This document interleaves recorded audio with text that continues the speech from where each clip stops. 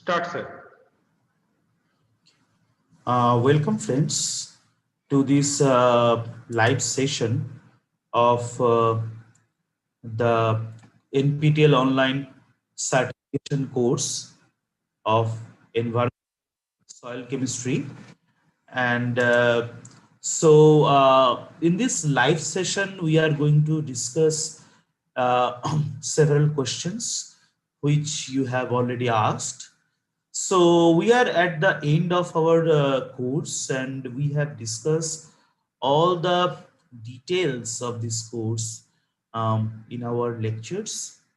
So basically, in this live session, there will be an opportunity for you guys to participate, and there should be, you can ask me some questions, which I'll try to give you some answers for these questions.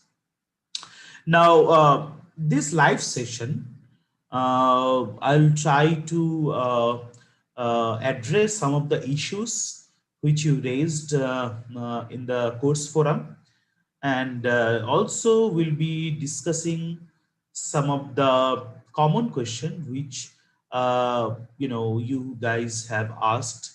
Um, this topic topics of today's discussion uh, is basically I have divided into three major parts. First of all, we'll be discussing the questions asked in the shared Google Sheet. Some of you have already asked some questions. And also, I'll be discussing the questions asked in the forum of this course. And finally, we'll be discussing about the final exams pattern, and what type of questions you can expect in your final exams. Okay. So in a nutshell, these three, these are the major topics of today's live session. And as you have already know that we have divided our course into these 12 week, and each of week have addressed some important aspect of environmental soil chemistry. We started with the evolution of soil chemistry, how the soil chemistry, environmental soil chemistry evolved. And then in the second week, we have discussed about the different inorganic soil components. We have discussed about Pauling's rule and how they impact the structure of different mineral particles, especially clay minerals. And we have discussed different important clay minerals, their structural properties, and how they impact different types of soil properties. We have also discussed. In the third week, we have discussed the chemistry of soil organic matter, and we have seen how these humus, which is a very important fraction of soil organic matter, how they impact soil physical, chemical, and biological properties. And also, we have discussed what are the pathways of humus formation, what are the properties of humus, what are the structure of 3D structure, 2D structure of humus we have discussed, and why humus properties are intricate and complex to comprehend we have discussed. Then in the week 4 we have discussed soil solution, solid phase equilibria, and sorption in soils. And week 5 we have discussed ion exchange processes. Week 6 we focused on kinetics of soil chemical process, zero order reaction, first order reaction, second order reaction, and so on and so forth, and how they are involved in different chemical reactions which are occurring in the soil. So all these things we have discussed in details. And then week 7 we have focused on redox chemistry of soils, and we have discussed how these redox reactions influence the speciation of different elements which are present in the soils. And then we have discussed in the next week 8 we have discussed about the soil pollutants, what are the different types of inorganic pollutants, what are different types of organic pollutants, how they pollute soils and what are their specific properties we have all discussed. And in the week 9, we have discussed about pollutant soil solution interactions. And then week 10, we have we have talked about the retention of pollutants on and within the soil solid phases. And in week 11, we have talked about modeling the fate of pollutants in the soil, the risk and remedies. And finally, in week 12, we have discussed about the analytical techniques of assessing soil pollution. In the week 12, in the analytical technique of assessing soil pollution, I have showed you the traditional ways and also the most standardized technologies which we generally use for measurement of soil pollutants, and also different types of elements, inorganic elements and organic pollutants, also petroleum hydrocarbons. So we have discussed them in details. So when I devised this course, my idea was to incorporate some of the important points which are not generally covered in traditional courses of soil science. Especially in the traditional courses of soil science, you will see that the soil pollution is not generally included.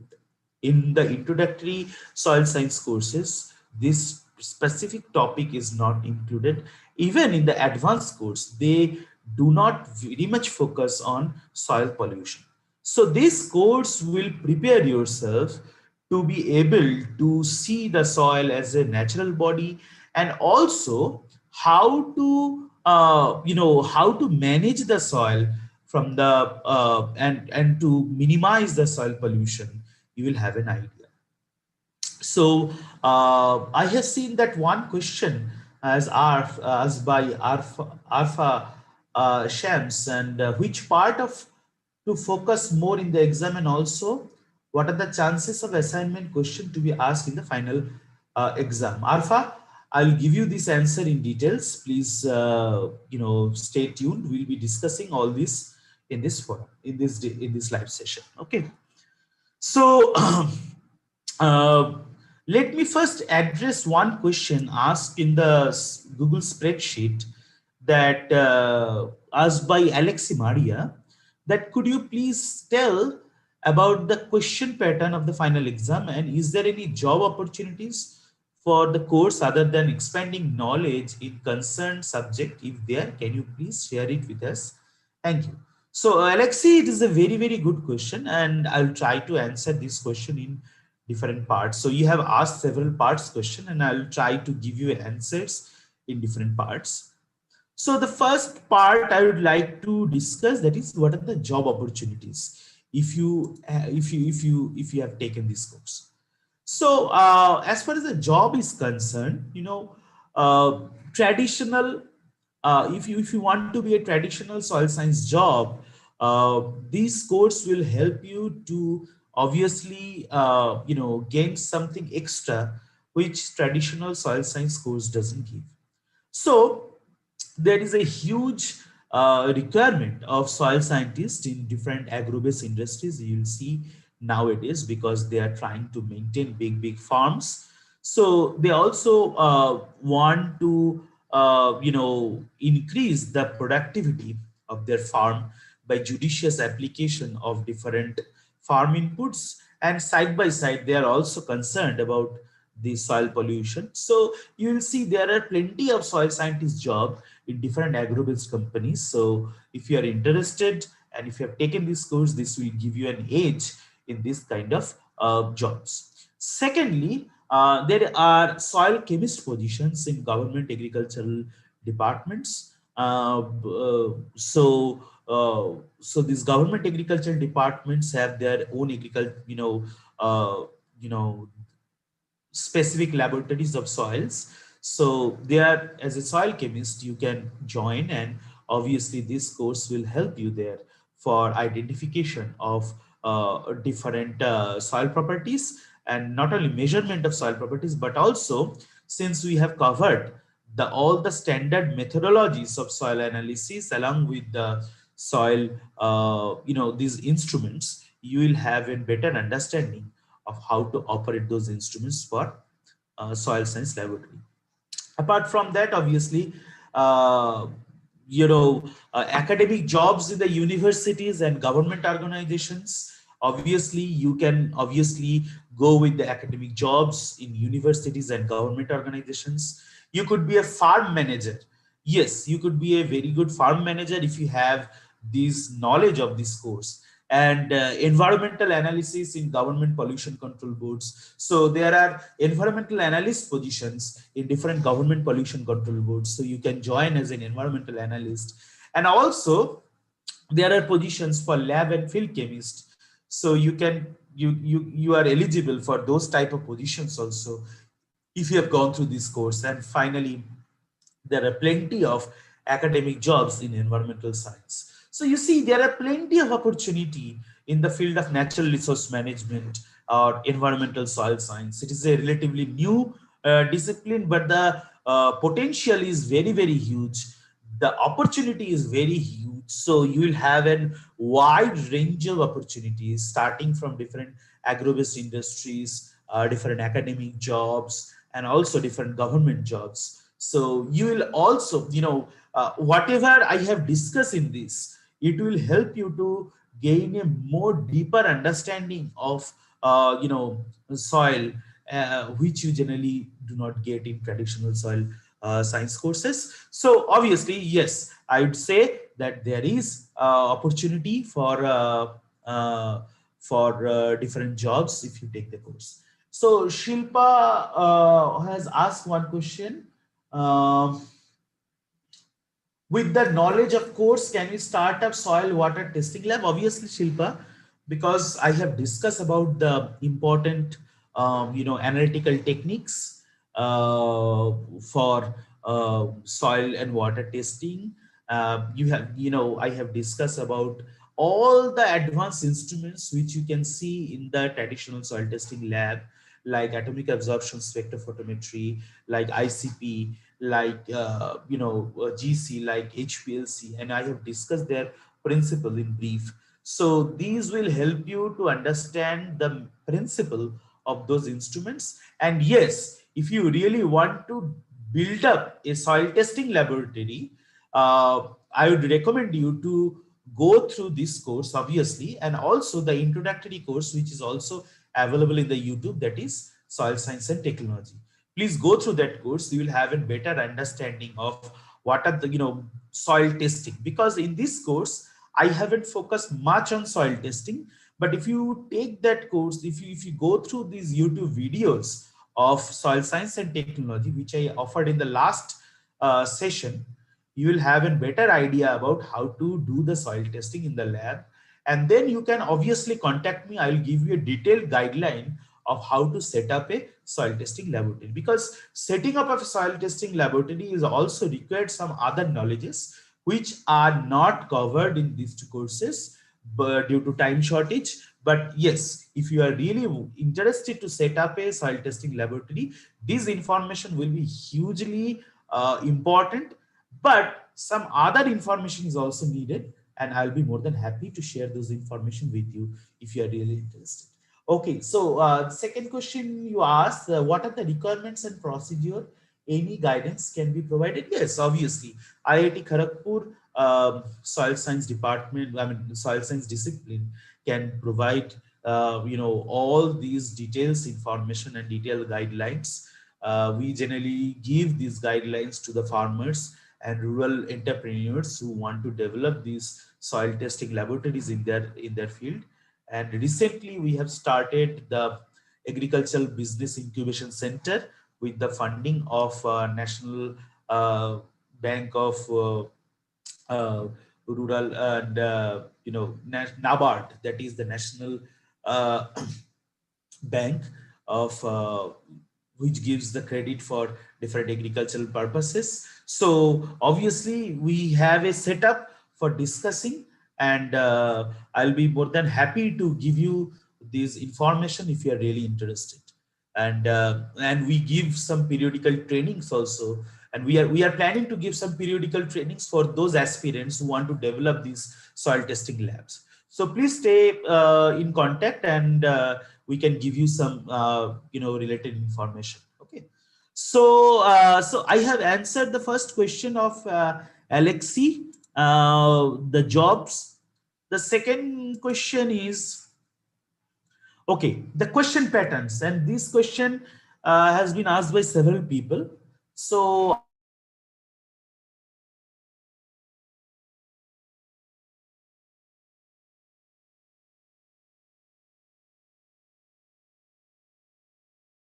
video. So Arfa has asked the same question. So and all question will be MCQ, multiple choice type of question, and there will be mainly three types of question. One is, as a mainly three types of questions. Assignment, the questions which will be asked from the assignments, questions will be asked from recall, and some open questions will be there. What they mean, we'll discuss in the next slide. Okay. Now remember that each question will carry 2 marks, and obviously some numerical questions will be also there, because in different chapters or different weeks we have discussed and we have solved some numerical problems. So those type of numerical problems also will be there in the test. Okay. So next question is what you actually mean by this assignment, recall, and open type of question. Okay. So recall means question based on recall from the video lectures, video lessons which have already created. So if you have followed those video, lectures, these recall questions will come from these video lectures. Okay. Assignment questions are the question based on assignments. So whatever assignments in 12 weeks we have given to you, these questions will be similar to those type of questions. Okay, but with different set of numbers. The open questions are questions that test the candidate's understanding of the concept to differentiate the students. So this question will be also from the parts which I've already covered, and but it will require some better understanding. If you have really understand the concept, you can answer these questions. Okay. So irrespective of whether the questions are recall type, assignment type, and open type, please remember that if you have gone through the PPT and video, you will be able to answer all the questions. Okay. So there should not be any problem. Okay. So whether it is a recall type question, whether it is an assignment type of question, whether it is an open question, all this question will be coming from the PPT and the video lectures which I have already given. Okay. So so all the questions like 3 hours duration which you will face will come on all these MCQ type questions, and total there will be 50 questions. Okay, you have to answer 50 questions. Each questions will carry 2 marks, and numerical questions are there. So be prepared to solve some numerical problems during the exam time. Okay. Okay, so I have seen these are the questions which are generally asked in the shared Google Sheet. So also Tabinda Saraf have asked which part focus more for the exam, and also what are the chances of assignment questions. I have just answered this question. So I have answered this question. So is the content available in lecture presentation enough for okay, Karanveer Singh has just asked that is the content available in lecture presentation enough for exam preparation? Okay. And second question is, could foreign university accepts the credits of this course for higher studies such as PhD? Now, Karanveer, I do not know the answer of the second question. You have to, so because each of these, you just have to query it from the NPTEL Uh, I hope, since these credits are, NPTEL credits are accepted by all the standard institution of our country, and this, if they are reflected in your transcripts, obviously they will be given due consideration in the foreign universities. From my experience of foreign universities, I have seen that it doesn't matter whether it has been written in your transcript that you have taken that course or not. If you can satisfy your committee members about your knowledge, then it doesn't matter whether you have taken that course officially or it has been written officially in your transcripts or not. uh, you do not have to repeat the course. That I have, that's I know for sure from my personal experience, because when I did my PhD, when I convinced my when I did my PhD in USA, I convinced some of the aspects to my PhD committee members, which the traditional soil science course will not teach you, and that's why I didn't have to repeat those courses. So obviously, I hope that you have got your answer. But yes, I'm sure that they will consider this thing during the PhD. If you have gained the knowledge, that will be sufficient. But yes, you please make sure and please double check it with your respective department, because the rules changes with the respective, sometimes respective departments. And first question is the content available in the lecture presentation enough for exam preparation? Yes, obviously, 100%. So do not worry. Whatever I have covered in the PPT, if we have gone through those PPT very carefully and minutely, you do not have to worry about it. And all these questions which I have asked are from this PPT. So do not worry. All questions will be coming from this PPT. All the 12 PPTs which I have covered. Okay. Now, since I have answered all the questions which are asked in in the Google Sheet, okay. So let me discuss some of the important points, or which you guys have discussed in the forum. So these topics, I'll discuss them one by one. So first question, one question I have seen in the forum, that while heating the soil during the incineration, the soil may get vitrified. So is there any chance of retardation of growth of plants or reduction in soil characteristics? So obviously, because when see, incineration is the thermal treatment what we generally do for to remediate soil which are contaminated with explosives and hazardous waste. Okay, so hazardous waste, particularly chlorinated hydrocarbons, PCBs, and dioxins. So, thus, thermal technologies fill an important niche in petroleum hydrocarbon remediation. But despite these advantages, the high treatment temperature required by most thermal technologies can pose several downsides. First of all, these heating contaminated soil to high temperature is energy intensive and thus a relatively costly endeavor. So this is the first one. It is a costly thing. Secondly, the soil, mineral and organic matter will be decomposed and may be totally destroyed at high temperature. You know that when we increase the temperature, the organic matter which is present in the soil get destroyed and this get decomposed. So so as a result of that, the potential ability of the soil to support plant growth is very much limited, because it is destroying all the organic matter, which is the major source of major source of this type of nutrients which are in the plant. So uh, when the organic matter is decomposed, it cannot further, it cannot support the plant, because it is limiting the ability to restore soils and ecosystem to their original state.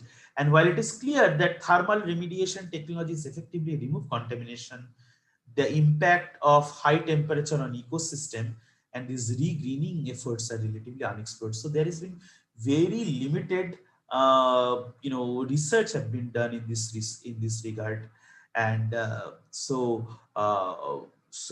regreening efforts, there has been very less information, because most of the time when incineration process was discussed, it was discussed to remediate the soil. But when the organic matter got decomposed and destroyed, how it can be restored to support those plant growth has not been studied extensively. So that is a lacuna, and these are the potential areas of research. Okay. The second question which asked in the forum is why DDT is not yet banned in India even after its negative effects on soil. So over time, despite the international backlash, India has pushed for allowing DDT usage in public spaces to control mosquito plant populations. So much like humans have developed resistance to certain antibiotics over the year, mosquitoes have developed resistance to the certain pesticide used against them. So this is the reason that DDT is not still banned in India. Okay. So uh, another question has been asked by Alpha. How much number-wise distribution of questions from all 50 questions will be for recall assignments and open? Means the recall how much questions. So Alpha, let me just see. I cannot exactly remember the numbers, but hold on just a minute. Hmm.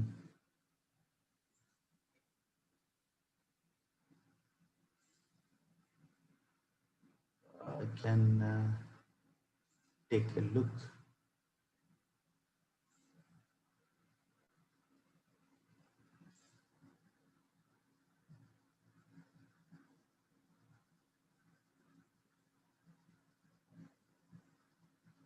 Uh,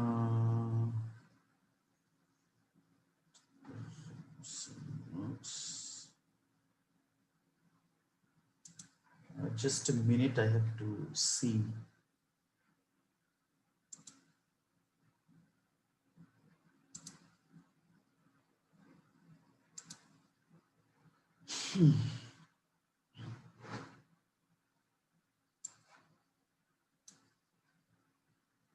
So there will be total of 50 questions and total 3 hours duration, and all these will be MCQs. Okay. And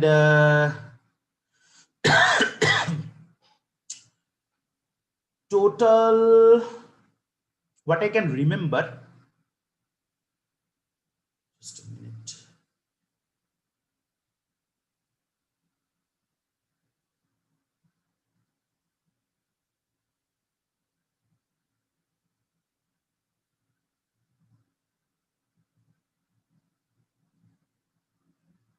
Okay, so what I can remember, I'm not exactly how 100% sure, but what I can recall that there will be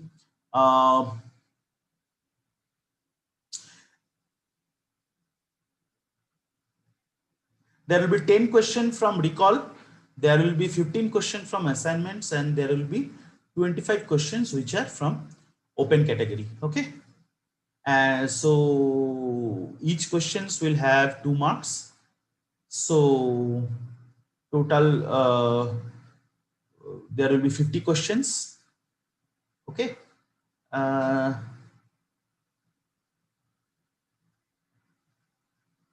number of questions, yeah, recall category, there will be 10 questions, assignments approximately 15 questions, and open category there will be 25 questions. Okay, so 25, 25, 50 questions will be there. Okay, I hope you have got your answer, alpha. Okay, now the another discussion that what is the apical oxygen in the structure of kaolinite. Now, this is another very good question. So let me just discuss what is the apical oxygen in the structure of the kaolinite. So if you go back to building blocks for clay minerals, we will see that the silica tetrahedron and aluminum octahedron are the major two building blocks of uh, clay minerals. So silica tetrahedra is basically composed of silica and four oxygen atoms. So see, in the middle there is the black dot. So this is silica, which is surrounded by four oxygen atom. So these each oxygen atom has two negative charge, and one of these two negative charge is satisfied by sharing their negative charge with the positive charge of silica, which is 4 plus. So you can see that 4 plus will be neutralized by sharing one negative charge from the surrounding four silicon surrounding from oxygen. But at the same time, all these oxygen will have an excess of negative charge. So this excess of negative charge has to be neutralized or has to be shared in some way. Okay. So how to do that? So you can see these three oxygen atoms are called the basal oxygen of a silica tetrahedral sheet, and this one at the top is called the apical oxygen. So consider that these basal oxygens are shared between two adjacent tetrahedra. So this negative excess of negative charge will be shared with the next with the adjacent tetrahedra, and this excess of negative charge of this oxygen will be shared with another tetrahedra. So all these three basal oxygen will be shared with their adjacent tetrahedra to form a point to point bonding. Okay, now you imagine this as a inverted pyramid type of situation. Okay, so if you go and ultimately when this type of basal oxygens will be joined together, shared together, they will form this point to point bonding and tetrahedral sheet like structure. So this is the silica tetrahedra, and when the silica tetrahedra will join, they will form this sheet like structure. Okay, now this is the total silica tetrahedral sheet. Okay, and another one is the octahedral sheet. And in the octahedral sheet, you know that the aluminium is surrounded by 6 hydroxyl groups forming an octahedron by H2, and these aluminum octahedra, individual aluminum octahedron will share their edges to form the edge to edge bonding to form the octahedral sheet. So you can see here this is an individual aluminum or magnesium octahedra, where in the center there is an aluminum which is surrounded by 6 hydroxyl ions and forming an octahedral sheet. And if you remember, we have discussed about the Paulink's rule and why these type of structures and what are their coordination numbers we have already discussed in our week 2 of lectures. So please go through these week 2 of lectures to understand how they are forming this type of coordination compound. So please go through the Paulink's rule 1, 2, 3, 4, and then you will have an idea about why they are taking this type of specialized structure. Okay, and finally, when they will join together, they will form these octahedral sheet like structure and these octahedral sheets. So what happened in case of typical soil clay mineral structure? You will see the whole crystal of clay is basically divided into some layers, repeating layers. So this is one repeating, this is one layer, this is another layer. So you can see that one layer is basically composed of either one tetrahedral sheet and one octahedral sheet, or two tetrahedral sheet and one octahedral sheet. So either it will be 1:1 type of bonding, or it will be 2:1 type of bonding. In 1:1 type of bonding, the tetrahedral sheet will be joined to the octahedral sheet, And in case of 2:1 type of bonding, the octahedral sheet will be sandwiched in between tetrahedral sheet. Okay, so depending on whether it is a 2:1 type of structure or 1:1 type of structure, you will see the this stacking arrangement will differ, and the interlayer position between these two layers will be available for absorbing of different types of cations and water. Now you see here in this 2:1 type of structure, how these tetrahedral sheet and octahedral sheet are joined. So you see in the middle, the octahedral sheet and this octahedral sheet is joined to these two tetrahedral sheet in two in two sides by sharing their apical oxygen. So you can see this apical oxygen of these inverted silica tetrahedra is basically shared with this adjacent octahedral sheet, and this is how they are joined together. So that is why in this plane you will see both oxygen and hydroxyl are there. So these hydroxyl are these gray balls and these blue balls are basically the oxygen atoms. So this is how, by sharing these apical oxygen, so this is the apical oxygen, by sharing this apical oxygen, these tetrahedral sheet and octahedral sheet are joined together.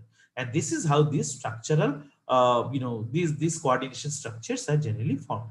So this is how these phyllosilicates are generally formed. This is a 1:1 type of structure or kaolinite structure. Now you can see here in the kaolinite structure, you understand that it is a inverted tetrahedral sheet, and the inverted tetrahedral sheet, you see this is a basal oxygen followed by the the silicon cation or silicon plane, followed by again oxygen, which is the hollow balls, and these shaded balls, these are basically hydroxyl. So you can see this aluminum hydroxyl layer is joined with this tetrahedral sheet by the when this oxygen, apical oxygen, is joined between this tetrahedral sheet and octahedral sheet. So this is the structure of the silica this is a structure of 1:1 layer, and this is the structure of the 2:1 type of layer. Okay, so in the 2:1 type of layer, this type of arrangement will be repeated. So this is how these 1:1 type of structure and 2:1 type of structure differs from each other. Now in case of kaolinite, what happens? It is a 1:1 type of structure. So obviously this is the apical oxygen of kaolinite, and this apical oxygen is directly shared with the with the octahedral sheet of the and forming these 1:1 type of structure. And in the kaolinite, there is no isomorphous substitution, and as a result of no isomorphous substitution, the negative charge development is very low. And you see that these are the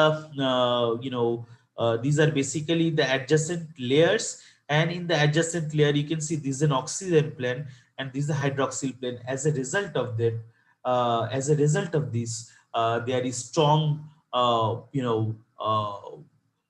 hydrogen bonding between these two layers.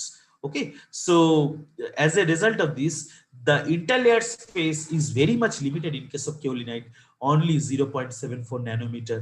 So this is why the interlayer spacing or d-axis spacing in case of kaolinite is minimum due to the hydrogen bonding. Okay, because there is no isomorphous substitution. Okay, so this is the kaolinite structure. We have already discussed all this. In case of halloysite, they have the similar structure, except one.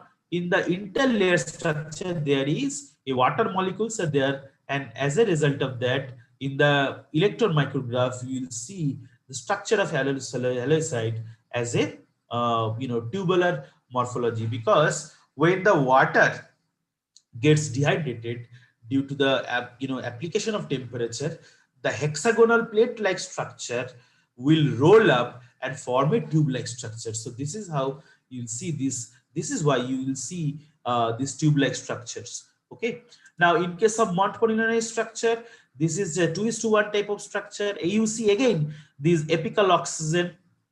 This is an apical oxygen of a silica tetrahedral sheet, and these are also shared with these adjacent octahedral sheet to form this 2:1 type of structure. Okay, and this is the structure of montmorillonite. Remember, the montmorillonite has isomorphous substitution in the octahedral sheet. They develop negative charge, and as a result of the negative charge development in the adjacent layer, there are some repulsion, and as a result of this repulsion, there are molecules. So interlayer space is highest in case of montmorillonite, and as a result of that, you know, uh, the high interlayer space, this type of clay will show high swelling and shrinkage properties. Okay, so montmorillonite, that is why it is show these swelling and shrinkage properties. As you can see, due to the shrinkage, these cracks are opening, and during the monsoon season, when water will move down, they will further swell to and these cracks will not be visible anymore. Okay, so this is the structural properties of montmorillonite. Now, in case of mica, it is also 2:1 type of clay mineral. However, in the interlayer space is occupied by potassium, which are minute in size, and as a result, they are basically non-expanding in nature. And illite is another type of 2:1 type of mineral, and due to the presence of, and in case of illite, the isomorphous substitution occurs in the tetrahedral sheet. As a result of that, uh, you know uh, the interlayer space is occupied by potassium, and which are very small in size, and as a result of that, the d-axis spacing in case of illite is also very low. Okay, so as a result, the illite is also non-expanding in nature. So the illite structure we have already discussed. Please go through these structures, very important for your exam. Okay, do not neglect these. These are very important for your exam. So fine grained mica, how these structures are basically, what are the, how they are arranged. All these things are very important. In case of illite, you can see these isomorphous substitution are occurring in the tetrahedral sheet, and as it is, and the interlayer space is occupied by potassium ions, which are small in size. Illite, and then vermiculites are also 2:1 type of clay, and they are basically weathered mica products where potassium ions in between the two molecular sheets are replaced by magnesium. So, as in the advanced level of weathering from illite, when these interlayer potassium get replaced by magnesium, then it will convert to vermiculite, dioctahedral vermiculite. Substitution occurs in both the tetrahedral octahedral sheet. And in case of dioctahedral vermiculite, substitution occurs in the tetrahedral sheet, and all three of the octahedral cation positions are filled with magnesium, since it is trioctahedral in nature. And the structure we have also discussed. Chloride is specialist type of special clay mineral, whether you can see that tetrahedral sheet and 2:1 type of layer, and in between these there are hydroxide sheet, which are basically uh, so basically the chloride can be divided into ditrioctahedral or tritrioctahedral. In case of dioctahedral in the 2:1 layer, and trioctahedral in the interlayer octahedral hydroxide sheet. So remember that these interlayer oxide hydroxide sheet is all, most of the times are trioctahedral, so they are dominated by magnesium. So this is a chloride structure. Due to the presence of this interlayer hydroxide sheet of magnesium, they are also non-expanding, and as a result of that, the d-axis spacing is also very low. So we have discussed all these magnesium or aluminum hydroxide sheet, and they are also very much nutrient poor. Remember, in case of chloride, the isomorphous substitution occurs in both the tetrahedral sheet as well as in octahedral sheet. Okay, so if we compare the structures of different clay minerals side by side, you will see this 1:1 type of Kaolinite is non-expanding, non-swelling. In case of montmorillonite, it is 2:1 type, and there is highly expanding and maximum swelling. You can see water molecules and miscellaneous cations are present in the interlayer space. And in case of vermiculite, these are expanding, shows some amount of swelling. And in case of illite, they are non-expanding in nature because of the presence of potassium ions in the interlayer space. And in case of chloride, it is 2:1:1, but the interlayer space is totally collapsed by this or locked by this hydroxide sheet. As a result of that, their DX spacing is also very limited. Okay, so another question was, why north-facing soils are wetter and cooler than south-facing soils? So in the northern hemisphere, north-facing slopes in latitude from about 30 to 50 degrees Celsius receive less direct sunlight than south-facing slopes, and the lack of direct sunlight throughout the day, whether in winter or summer, results in north-facing slopes being cooler than south-facing slopes. The next question is, why agricultural wastes are considered as source for contaminants in water and soil? It is, that agricultural pollution is the main source of pollution in water and lakes, and chemicals from fertilizer and pesticides, when they go to the groundwater and they contaminate the drinking water, they pose severe problems. Health related problems like blue baby syndrome, as you can see in this picture.